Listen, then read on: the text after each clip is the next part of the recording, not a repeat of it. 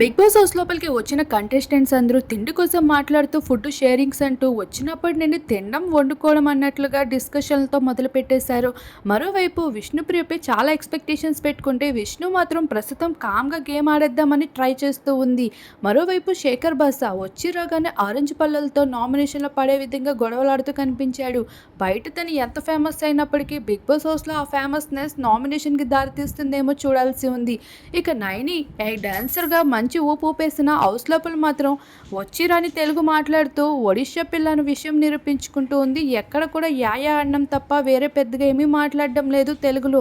ఇకపోతే big boss హౌస్లో ఇప్పటికే గేమ్స్ మొదలు పెట్టేశారు. సగం మంది కంటెస్టెంట్స్ రాగా మిగతా కంటెస్టెంట్స్ ఎలా ఉంటారా అంటూ డిస్కషన్స్ మొదలు పెట్టేస్తూ ఉన్నారు.